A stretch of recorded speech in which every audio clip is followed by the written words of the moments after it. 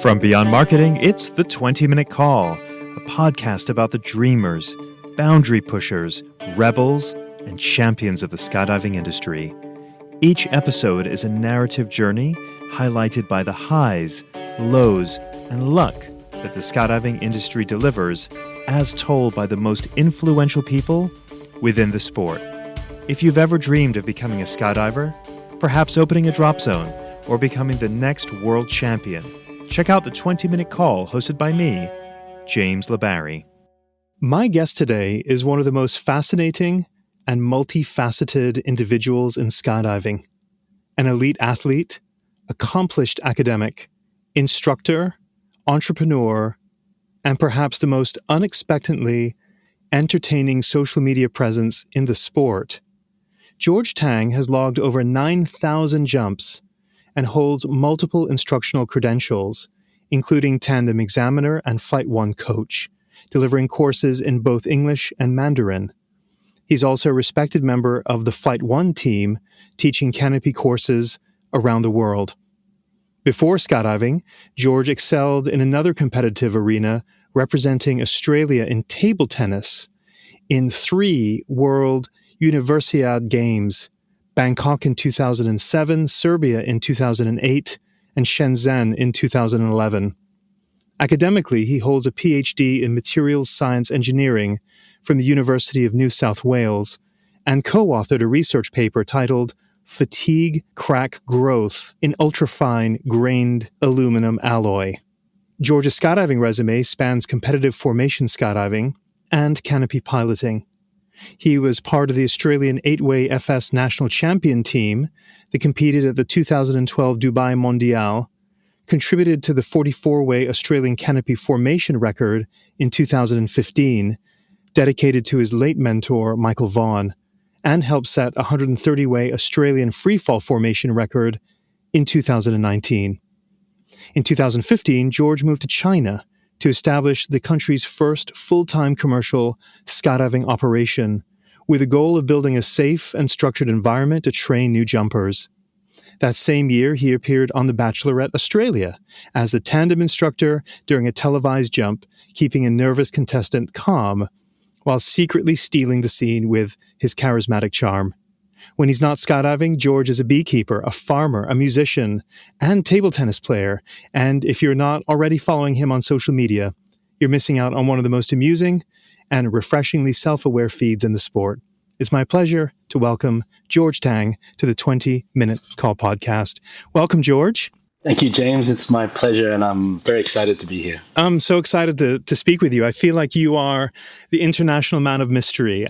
We first crossed paths, I believe, in Poland at the European Skydiving Symposium maybe a year or two ago. I had no idea who I was sitting across from. I mean, I followed you on social, but I really didn't know just how interesting your background is. And I'm so keen for our audience to learn more about your story. So thank you for your time. Yeah, looking forward to it. So, George, can you share with me a little bit about your background? Can you share some details of your family dynamic growing up and where you were raised? So I was born in Hong Kong, 1984, and then we moved to Australia when I was quite young, when I was 3. And when I was 8 years old, my dad had a good opportunity working on the new Hong Kong airport. So we moved back to Hong Kong. I did high school in Hong Kong. And that's when I took the decision to go the path of table tennis instead of studying. And it was a big decision. I'm still glad I made that decision. Otherwise, I would have regretted and thought, hey, what if I went down that road? And that was 2-3 years of full-time training, 6 hours every day. But ultimately, it was very difficult, and I couldn't get to where I wanted to. And then I went back to studying. So I spent half a year in Texas Wesleyan, and then I did my undergrad in New South Wales, Sydney, and also my PhD there. Okay, lots to unpack here. Firstly, do you have any siblings? I have 3 stepsisters. Okay. How do you just go right into table tennis? How would you describe yourself as a kid? I really enjoyed growing up in Australia in wide open fields where you could run around, cycle, throw balls around. So I was a bit depressed when I went back to Hong Kong when I was 8 years old, stuck in an apartment. I finished school at 3:30, and then I can't just sit on the sofa and watch TV. So I found table tennis, and then I got really into table tennis. Now, I have played table tennis when I was at university. Oh, yeah. Would play through all hours of the night, maybe some of the most entertaining. If I were to play you, would I even get a point off you? You would. I haven't played for a while, but you definitely would. Perhaps in your prime. I mean, I think what I want to get at is you were a pretty elite player. Maybe you wouldn't think so from a professional standard, but I've seen you play on YouTube and pretty remarkable. Yeah, I put a lot of effort and a lot of hard work into it. There are similarities between table tennis and skydiving. Table tennis is very fast paced. So it gets your heart rate going, gets your adrenaline going, and the competition aspect of it, you go through all sorts of emotions, fear, excitement, elation. How did your family feel about you focusing on sport, namely table tennis, as opposed to academics? I feel like there's a stereotype that it's always about academics, particularly from families in more of the Eastern world. Is that fair to say, or is that just a generalization, really more here in the Western world? That's 100% correct. So my dad, he was very good at studying, and he got good grades at uni, became a structural engineer, very outstanding structural engineer. So he wasn't really that happy at all at my decision.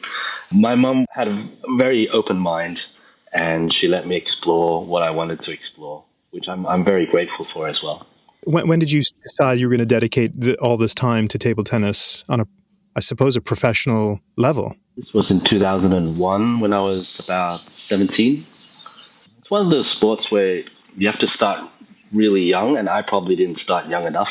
I started at 11, and most people that get to the top start when they're 4, 5, or 6. So when I was 17, just finishing high school, I thought, you got to make it too soon. It's either now or something where you got to put in a folder and think about it later. So table tennis doesn't end up working out the way that you were dreaming of. So it's back to academics. And you mentioned Texas Wesleyan. That's a world away from certainly Hong Kong. So what was the dot that connected for you to get to Texas? So Texas Wesleyan had a table tennis scholarship program back then. Yeah, it looked like quite a good program, and I had a good time, good half a year there. It was hard for me personally transitioning from my dream back to studying, back to reality. So at the same time, I was quite depressed, and half a year later, I made the decision to go back to Sydney, Australia, where I grew up and where I thought I would be a bit happier there. So back to Australia. At what point does skydiving intersect in your story? So I did a tandem. My girlfriend at the time told me to go skydiving. I didn't even know what skydiving was. I didn't know there was free fall. She said, let's do a tandem. And this old guy straps me on. I think I had sensory overload from exit until opening. I wish I had outside camera, but I bought the cheapest package. As soon as the parachute opened, we were above the clouds. There's a rainbow. It was unbelievable. I was screaming. And I went home and I had a lot of dreams of flying, sort of like lucid dreams where you can control the dream. And if you wanted to just float up in the air, you can float and go for a track. So it was 1 year later where I looked into it, and you can actually learn to skydive by yourself, and it wasn't too expensive. It was pretty close to where I was, about an hour's drive. Yeah, never looked back after that. Where was which drop zone did you make your first jump at? At Sydney Skydivers in Sydney. It picked in Sydney. Which is where you would later become an instructor? Yes. Yeah, fascinating. So amidst this, where are you in your studies and skydiving? Is it around the same time period? Yeah, so I was at uni. I started during my undergrad and continued through my PhD. It was good trying to balance everything during my PhD. My supervisor, as long as I got all the work done, and at our weekly meeting, he saw that I was on track, it was okay. So I was pretty free to balance my life however I wished, which was good. So I take it you're completely hooked into skydiving like all the rest of us that continue in the sport after the first jump. But you're also getting your PhD. I mean, that's no small feat. And in materials science engineering. Can you tell me what that means? What is that exactly? So materials, everything is made of materials, and you can split that into a few main groups: metals, ceramics, polymers. And my project was into a type of aluminium. So during undergrad, you learn about all the materials. It includes all probably the high-tech stuff, like all the chips, all the silicon nanotechnology. That's grouped into materials engineering as well. My project was on way of processing aluminium. So you take a block of aluminium, you push it through an L-shaped die cast, and it gets stronger, and we were curious about its fatigue properties as well. So I got to use a lot of expensive, fancy equipment. I think that's part of my nature. I like playing with machines. Got to use electron microscopes, ion beam microscopes, using microscope and electron beam to draw onto the aluminium and get a sample out and see its structure. It was very eye-opening. If you're a DZO or DZM listening to this podcast and you're not using Burble, I've got a question. Why not? If the reason is price, what's the cost of your time? Other booking and manifest softwares are a one-size-fits-all. Burble was built from the ground up by a DZO for DZOs to maximize efficiency. Now, isn't that nice? There's no software that compares. Choose Burble. So what was your plan in terms of an occupation with this PhD? What were you thinking you were going to do? So I did a PhD because I didn't know what I was going to do. And during my PhD, I started skydiving. I started to learn to fly airplanes as well. So I got my private license, my commercial license, multi-engine instrument. I was leaning more towards the pilot side. So as soon as I finished my PhD, I was lucky to have skydiving. So by that time, I've started building my hours up at the gliding club. So towing gliders up. Man, that takes a long time to build your hours up. You do one load and it's like 0.2 of an hour. But it's very good flying with someone dragging you around at the back. What was very memorable for me was the Australian gliding nationals. So we had 4 tow planes, and every morning they had hundreds of gliders lined up on the airfield, and we would try and tow them up as quickly as possible to get them in the air. They want you to go for a good cloud, so everyone was in the same cloud, like maybe 100 gliders in the same cloud, and you gotta slot another one in there. That was fun. So I was lucky to have skydiving. With skydiving, I could fly the skydiving plane as well, and the deal was that I work as an instructor for 5 days a week, and then I get to fly the plane 1 or 2 days a week. Fascinating. I'm curious, George, that when you tell me your father is an academic, very intelligent guy, you get your PhD, and you're doing this skydiving thing, and you're towing gliders. Sometimes we will follow a path to satisfy our parents, and you clearly are following your own path of where your heart is and where your passion is. Was there any kind of pressure to try and satisfy, what your parents wanted you to do as opposed to what you were doing? Because I know in the eyes of many, like, what is our son into? All these things. Or tell me about that. So to satisfy that, and also for myself to come back to reality, that the turning point was deciding to quit table tennis, professionally at least, and go back to studies. So that was a big turning point for me. After that, I think my dad was just happy I was back at uni. And after uni, I think his main goal for me was just to be able to support myself. Even if it means living in a van at the drop zone, I'm still supporting myself. Perfect. I'm impressed by you, George, because I do feel like you're very comfortable in your own skin. For anybody that has followed you on social media, you've had the most amazing hairstyles through the years, from bleach blonde into a ponytail to like a blonde afro. Yeah, I mean, it's seen many different turns, and you have your own style of humor. And before we came on live, you had said, it's taken me a while to get comfortable in my own skin, but I'm comfortable in my own skin. Yeah. Was there a specific point where you're like, I'm just going to live my life? Still, sometimes I mainly when I'm drunk, I think, gee, should I have posted that on Facebook? Or, oh, that wasn't really. I still think about it. So I rely on social media a lot to get skydiving customers, and our main market is China for skydiving students, learn to skydive. I think my style is very honest, very direct, no Photoshop or not much in the background. I don't have a team to help me look good. And I think some people appreciate that. I think maybe in our day and age, even in the Western world, even in the East, around the whole world, it's probably I think people appreciate if you're straight up and honest. Yeah, no doubt. I definitely have felt connected or drawn to your content. So you are hardcore into skydiving in Australia, and you competed. I mean, in 8-way FS.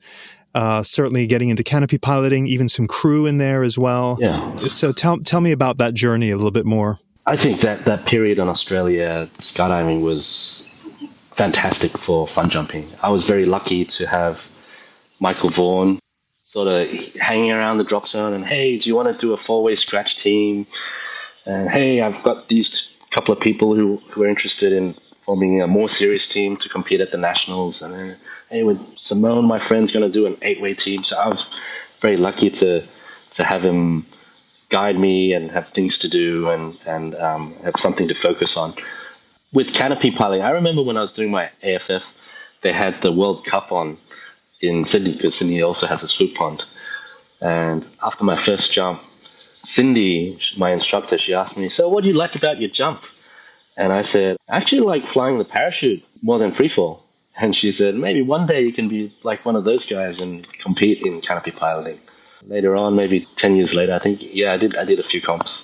In 2012, you competed at the Mondial in Dubai, and anyone that was there, I mean, it sounds like it was, I mean, I just can't imagine that there will be a competition as extraordinary as that one, certainly in the realm of skydiving. Can you share your experience of the Mondial there? That was quite amazing.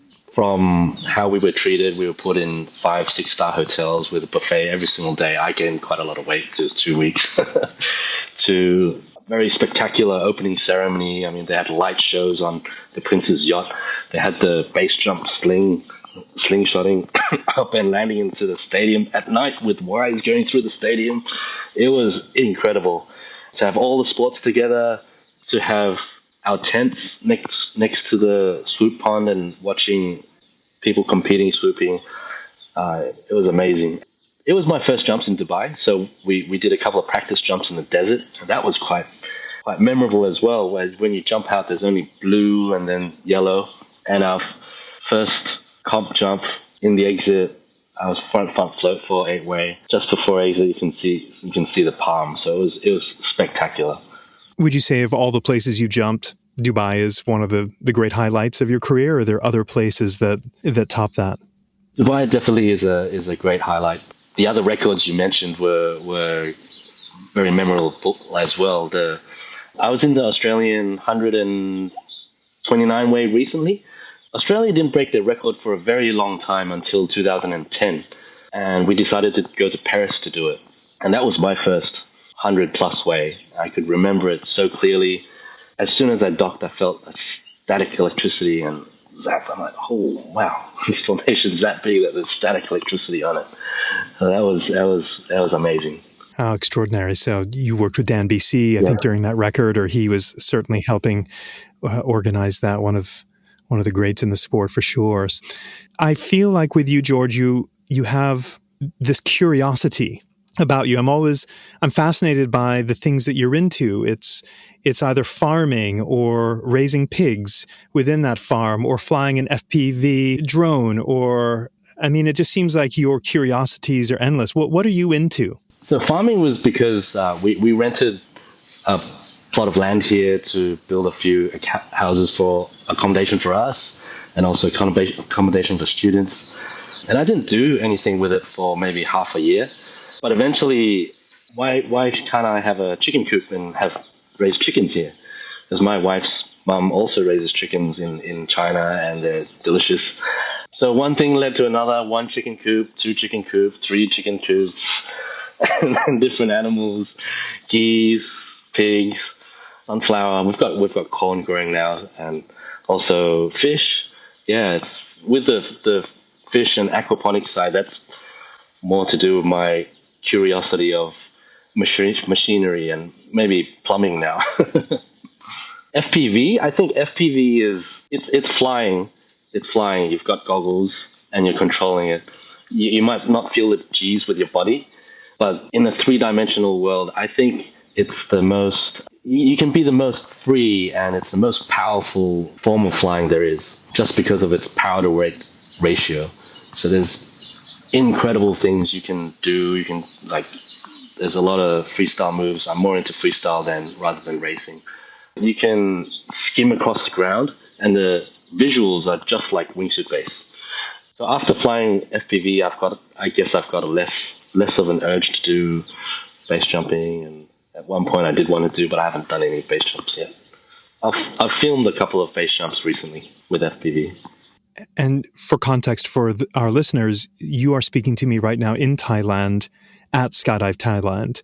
Is that correct? That's correct. So before we get to Thailand, in 2015, you decide you're going to start a commercial drop zone in China. The world of skydiving in China is a complete blind spot to me. What was the skydiving scene like? I mean, obviously, if you're opening the first drop zone, it's non-existent. Why would you even think that it would work? So I thought there was a big opportunity because there was no place where the public can even do a tandem or learn to skydive or fun jump. So I thought there was a big opportunity. And of course, that comes with a lot of challenges as well. But that opportunity actually came from my social media as well. So back then, I was posting on Weibo because there were a lot of Chinese travelers to Australia, and I would book tandems in. People would ask me to learn to skydive. A salesperson of a big general aviation company contacted me in Weibo, and they were about to buy 10 to 20 Pilates porters. I'm like, wow, this is a pretty big company that's quite serious backing. Maybe I can invest something myself and we could work together and start a drop zone in China. There was Asian Express, myself, and then there was DZO, another local investor. What ended up happening was DZO wanted a lot of control over the company, so Asian Express didn't keep having their shares in, I was a little bit disappointed by that. But the drop zone opened, and it took some time to get the word out. People don't even know what skydiving is. But around about the same time was when Douyin started to pop up. So Douyin's the Chinese version of TikTok. And I think Douyin did so many wonders for skydiving in China. To have something so niche, have an audience, instead of paying big time for a television ad or something. I mean, China's a big place. There's somebody that's going to find your videos or find skydiving quite interesting. So Douyin really helped. And after 3 years, the drop zone did quite well with tandems, and they were starting to put fun jumpers and students to the side. So I thought, okay, that's another area where there's a need for that. Because I still think that the soul of skydiving is with fun jumping. And also for my own mental health, for my own longevity in skydiving, better off jumping with my own rig more than tandems. So myself, my wife, and Sam decided to step out of that drop zone, and we opened WeFly, and the whole concept is we just do student training. We just do student training and fun jumping. And that was in China as well? That was in China as well. Where in China, by the way? So we started in Baisha. The first place was in Hainan. Hainan's a tropical island in the south, quite beautiful. We didn't end up jumping very long in Baisha. There was a lot of challenges with the airport owner, with local authorities. So we ended up doing about a month there. And then we changed to Jingmen through the aircraft we were leasing. They're like, hey, why don't you come over to this place? And at Jingmen, so the deal was they would do the tandems and we would do the students and fun jumpers.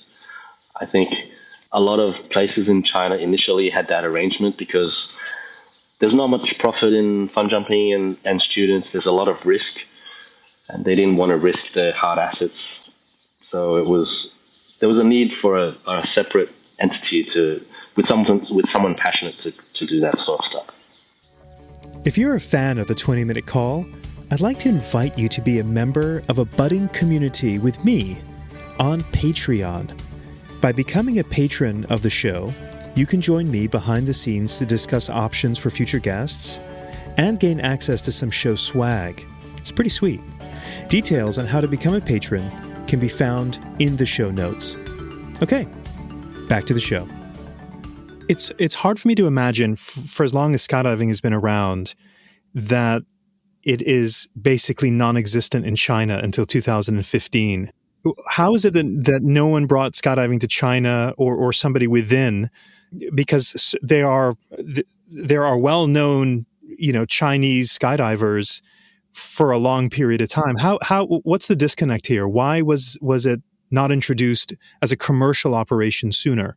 There's always been skydive teams in China, professionals paid by the government, so the provincial teams, national team, and they're very good at their specific discipline. For example, classic accuracy.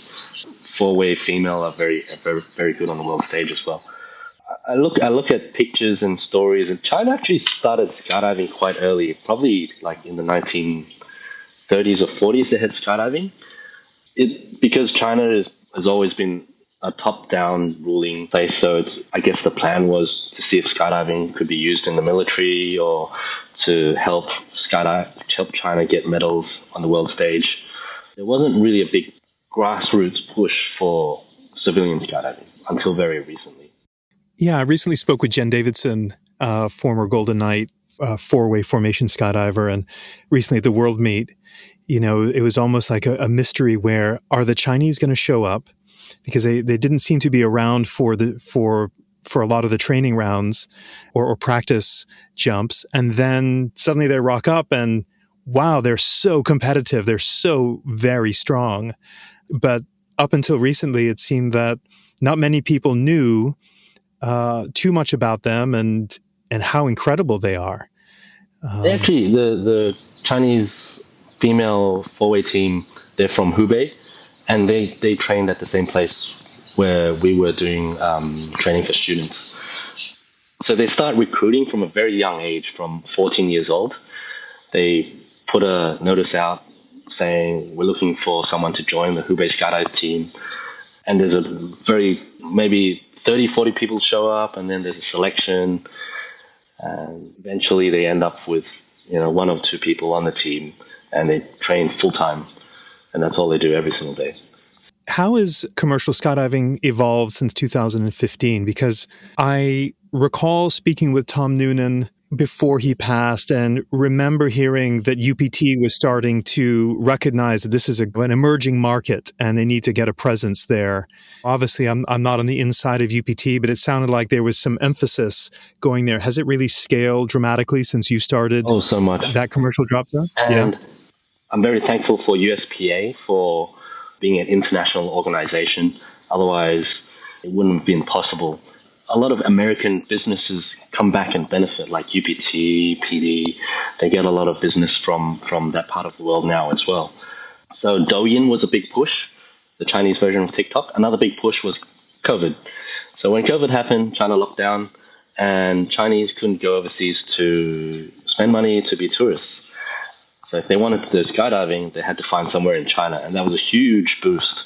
Another thing was, before COVID, even when I started the drop zone, I brought a lot of overseas instructors there. So I brought a lot of Australian instructors there. But during COVID, it was locked down, so you had to use Chinese instructors, and I trained a lot of instructors during that period. So that was a huge boost, and especially in Hainan. So I was involved with the first drop zone in Hainan as well. Not when they first opened, but maybe after a few months when they needed to scale up from Pilatus to Cessna 208. There's a lot of challenges in China, airspace being one of them, but they did manage to be able to fly in Hainan and have beach landings. In certain seasons, it's actually a very, very beautiful place to jump. So, George, were you sort of a celebrity? You're the first guy really pushing commercial skydiving in China. I have to imagine if you're the only guy in China with social media presence for skydiving in China that is commercially viable. I've got a blind spot to that social media. How are you received? Were you a skydiving rock star in China? I'm definitely very visible in China. A lot of people know me. I think people either love me or hate me because I'm very direct on social media. So if I see something or I, I I say stuff that certain people probably don't like. So some people really appreciate that I'm very direct and very honest. And also the people that don't like me is because I've been the first to start to drop prices. So during COVID, there was that much demand that everything was super expensive. I mean, learn to skydive package with 25 jumps was maybe 8,000 US dollars back then. And a tandem with outside camera was probably 800 US dollars back then. But after quite a few years of lockdown, that was quite draining on everyone's wallet. The prices started to come down, and I was pretty much the first to do it. So a lot of the other bosses probably don't like me. How many drop zones are in China today, civilian? Oh, probably about 20 or 30 drop zones, 30, 40 drop zones. Yeah. So, I mean, that scale, I mean, there were so few civilian skydivers. Suddenly we got 30 drop zone owners. Are all these folks experienced in skydiving that are starting drop zones, or is it more of a business venture, would you say? It's usually non-skydivers that start it because there's limited avenues of investment in China. The stock market's not great and everybody loses money. And then people do have money and they don't have any place to invest. And they see, drop zones in Hainan doing 30, 40 tandems a day and they're like, oh, this can make money, and they want to start something up themselves. There are a couple of drop zones started by skydivers as well, too. So now you're in Thailand. Why did you leave China, and what was the opportunity that presented itself in Thailand that made you make that move? The airspace got more and more difficult. In the beginning, we could do maybe 5 loads a day, which is still not much like compared to other places in the world. But by 2023, we had issues with Air Force Base maybe 70 kilometers away, and the IL-76s would, every time they do circuits 70 kilometers away, we couldn't jump. We ended up managing maybe 1 load a day, so that was a pretty big issue. Another thing, unfortunately, was we had a fun jumper fatality at our drop zone. In China, what happens is if there's a fatality, stuff gets put on pause first, and then you got to sort stuff out with their family and sort stuff out in court before you can jump again. Around about that time, Sutek did one of my AFF jumps in Picton. I also hired him as an instructor in China in 2016 or so. And back then he told me, I'm going to get a wind tunnel job in Korea now. I'm never going to do tandems again. Never going to touch tandems again. Sure enough, 2023, he calls me up. Hey, George, you're an examiner, right? Can you do my tandem rating? And then we organized a course in Thailand. He organized it in Thailand. As soon as I came here, I'm like, wow, this place is perfect for fun jumping and perfect for training. Maybe not for tandems, because it's not in a very touristy area. It's not in Pattaya. I mean, local Thais come here. It's sort of like the backyard of Bangkok. So there weren't many tandems, but that leaves a lot of room and a lot of loads for fun jumping and sport jumpers. And you can jump year-round here. Cost of living is very cheap, so there's no pressure in any way. We have a joke here saying, if you do a tandem jump or if you do an AFF jump, you can eat chicken rice for the whole week. It's a good change, and Thailand people are really friendly. They're a lot of them are Buddhist, so they're very kind-hearted and very easy to get along with. So what is your role at Skydive Thailand? So I'm one of the shareholders at Skydive Thailand. We have a sub-organization called We Fly, and we still do Chinese students. So we brought all our gear from China, and people still travel from China to come over here to learn to skydive. I recall, I don't know, maybe it was 10 plus years ago when Skydive Thailand came across my radar, and I'm guessing it was at a different location, and yeah. I think they were flying a very distinct purple pack. It sounds same drop zone name, but completely different operators. Is that right? So it was Freefall Thailand back then, and they were actually at a really good location in Rayong, which is seaside. So they got really busy with tandems. But they had a conflict with a shareholder. In Thailand, companies have to be 51% Thai owned. So they had a conflict with the landowner. to the point where they couldn't really skydive there anymore, which was a big shame. So they parted with that shareholder and came to the location now, painted the plane orange. So it's the same aircraft as the PAC 750. Very, very good looking paint schemes still. Yeah, and so I came in the middle of 2023 when the plane stopped for a few months because it needed to change the prop. So it was really quiet then, and it was good for me. It was good for Skydive Thailand that we came. And after half a year, I thought, wow, this place I like this place. So I bought out some of the other shareholders of Skydive Thailand. And dare I say, you look like you're living this amazing life there, because I don't know if you still own it, but I know it was in your social, the most amazing, I don't want to call it an RV, but the most amazing house on wheels, we'll call it that is very high tech. You know, you're keeping bees, you've got geese. I mean, it's just like this incredible place. I have to imagine you're quite happy there. And please share more about, your beekeeping and all the rest. Yeah, so the RV you talk about, it's basically a big truck with a container on the back and living quarters in there. I tried to get it to Thailand. I drove through Laos, through like the toughest roads possible for a 10-ton truck, dirt roads. Got all the way to the Thai border, but just couldn't get it over. And tried 2 checkpoints, couldn't get it over. So I had to drive it all the way back to China. I've sold that truck now, but I've sort of downsized. I've got something on the back of my pickup truck, which is handy to have. So yeah, I've been trying different things on the plot of land. Bees is one of them. So we started with stingless bees because that was easy, and that's more common in Thailand. And then I found someone who sells the Italian bees, the normal bees, honeybees. Everything is a learning experience. It's not just fun and games, especially when you get stung in the lip. But yeah, everything's a learning experience. I still have a challenge with the bees now because I think in the area someone's using pesticide. So I'm still having a bit of challenge with the bees.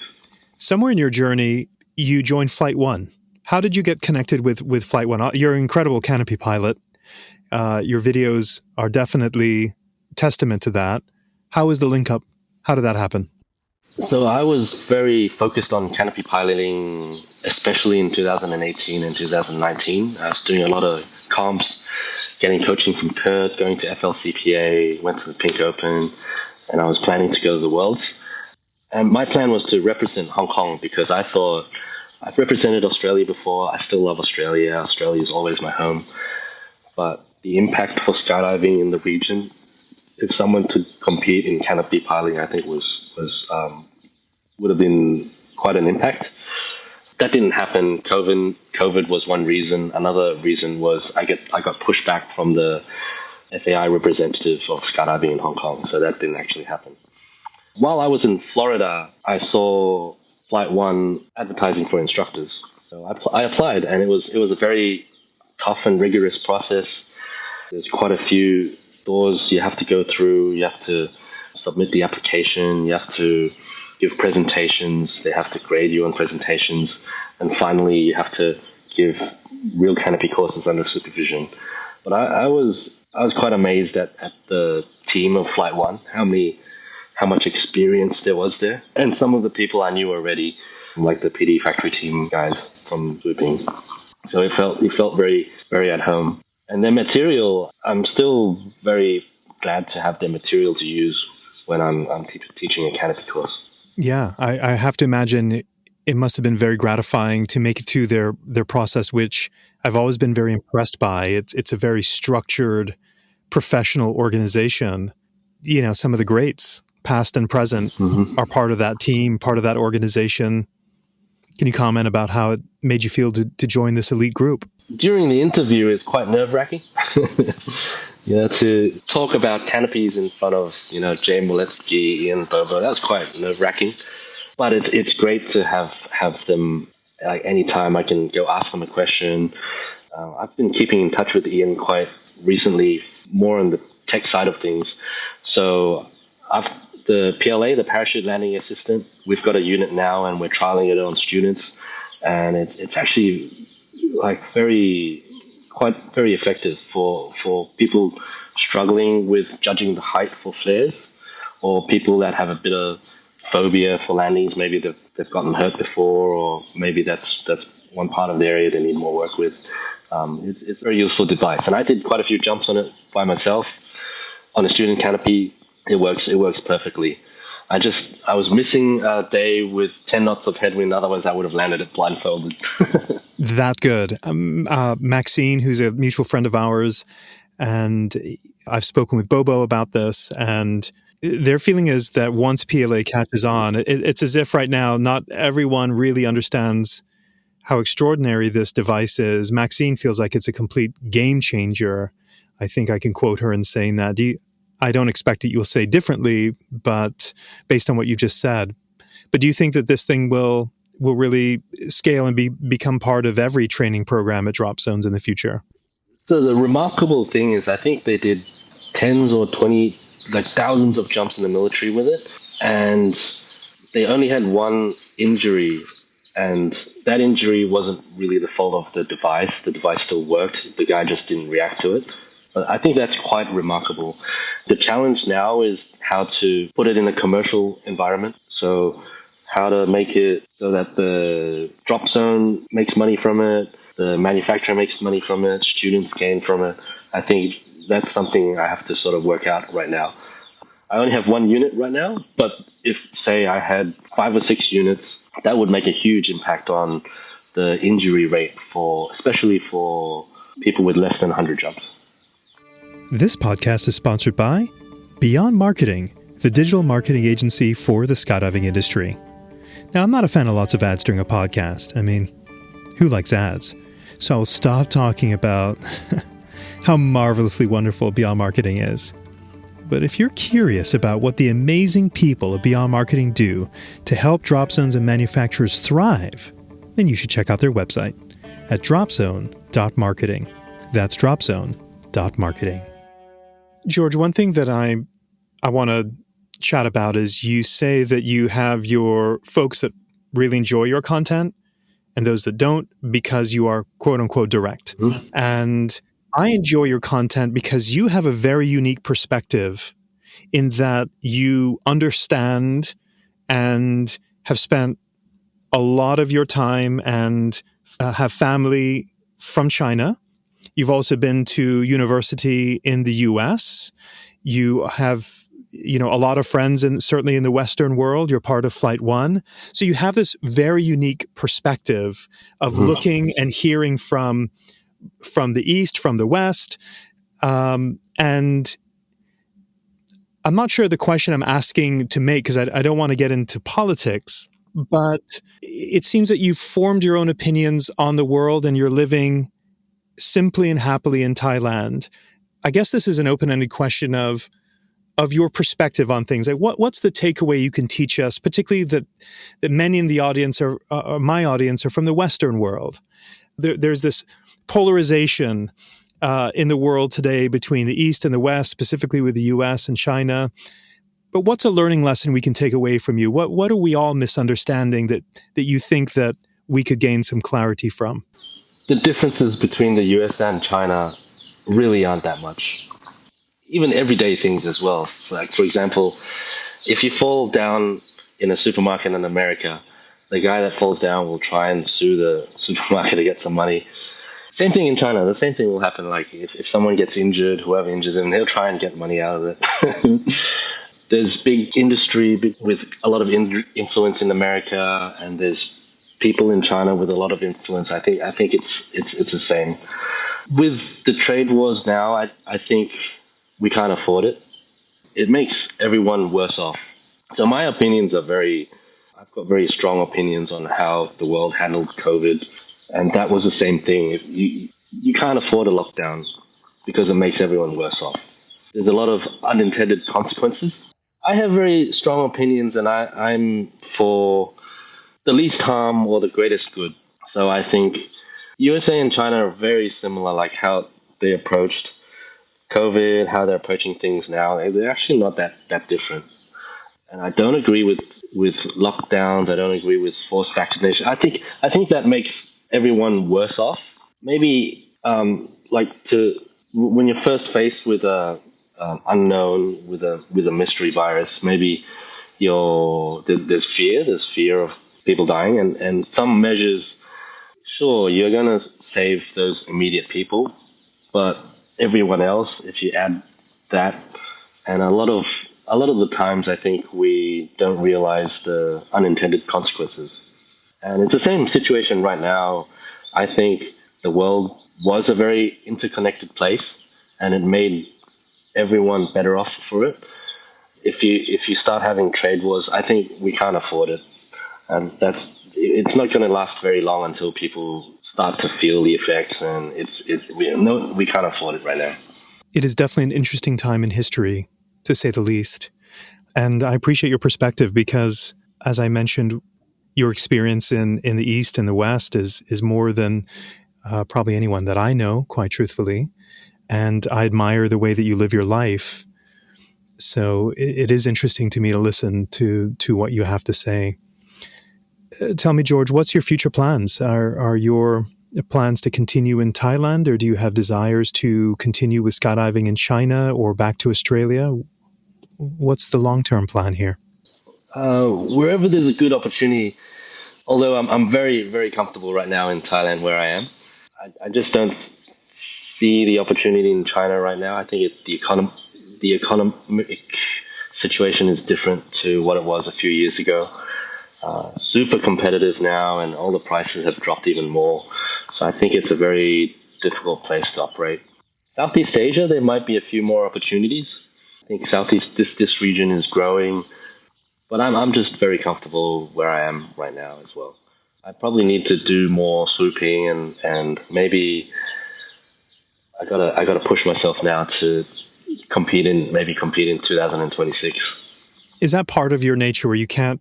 Your spirit is always churning to keep pushing for something more. Can you rest or be settled? I'm much more settled now than I was maybe 10 years ago. So I'm quite happy taking things at my own pace. Like I've got a mutant, and I'm in no rush to downsize on it yet. So I'm just my problem now is the other way. I need more of a push. So if I can make myself go to one tournament, lose, maybe that will be motivation for me to try harder. So in your personal life, what does a typical day look like for you on any given day at Skydive Thailand or even on a day off? So I try to wake up very early before sunset to watch the sunset, to walk around my garden, maybe cut the grass, feed the fish, feed the pigs. And then I have a very short drive, maybe a 30-second drive across the landing area to the drop zone. I have a cup of coffee there. People start rolling in. And if I'm needed to do student jumps or tandem jumps, then I'm available. Sometimes I'm running a Flight-1 course. Sometimes I'm running instructor courses. And if I'm free, I go for fun jumps. I go swooping. I go fly FPV. It's not too bad. Can you share with me? I'm assuming I don't know if you read a lot, but if you have, is there a book that has been very inspiring or was very revelatory to you? Or if I were to come to you and say, George, recommend a book to me, what would you recommend? When I was young, I've read a lot of Chuck Palahniuk. So Fight Club probably made a very big influence in my life. And the book is way better than the movie. The movie was good enough. The book was way better than the movie.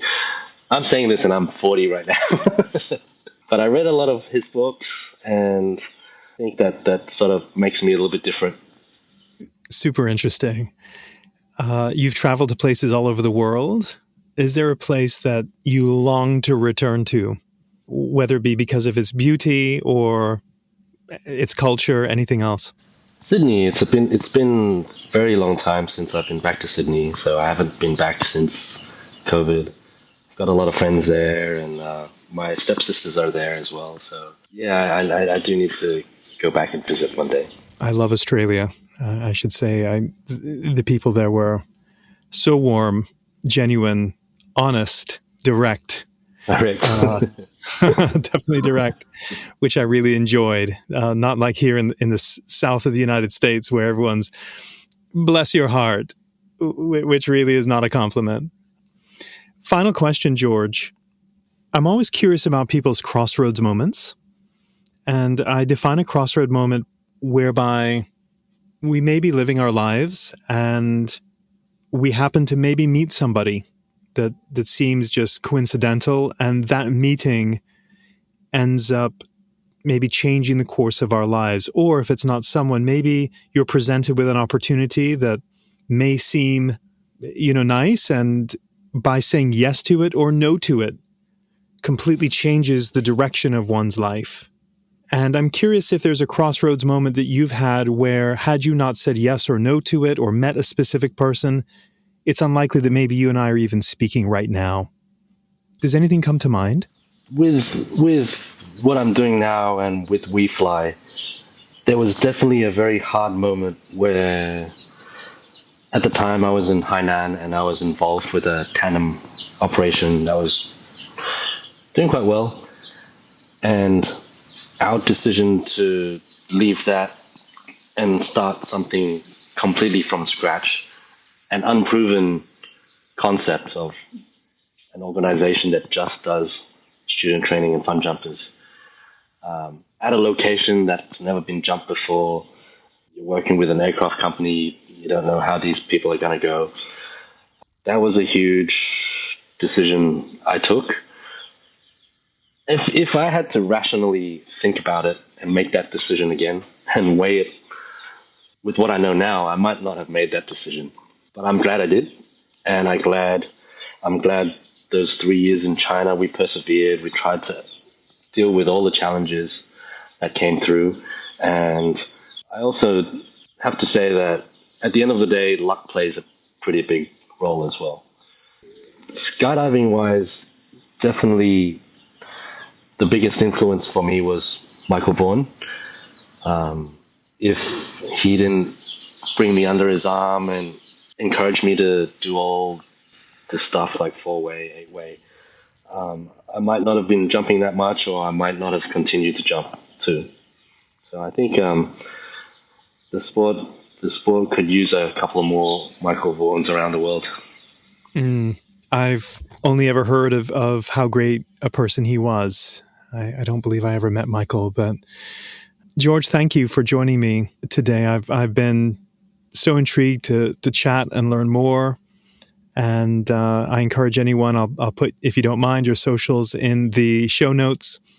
It's been fun to watch and learn how you live your life, both in skydiving and on the farm, and all your interests and curiosities. But more than anything, I think you're a great ambassador for the sport. Thank you for how you carry yourself and how you operate. It's very inspiring. Thank you, James. It's been a pleasure talking today. Are you going to go to the European Skydiving Symposium next year? I'm planning on it. I'm excited to be there. Really excited to be there. So it should be good. Great. We can catch up there. Yeah, look forward to that. Okay. Thanks, James. Cheers. Hey, everyone. Thanks so much for listening to the 20-Minute Call podcast. Please do follow us on your podcast app so you always have the latest episode, which is released every Monday. If you want to contact the team, our email address is podcast@beyondmarketing.xyz. This episode was edited and engineered by Garnet Znydrick of the YouTube channel Blue Skies Fun Days. Thanks for listening, and join us next week for our next episode.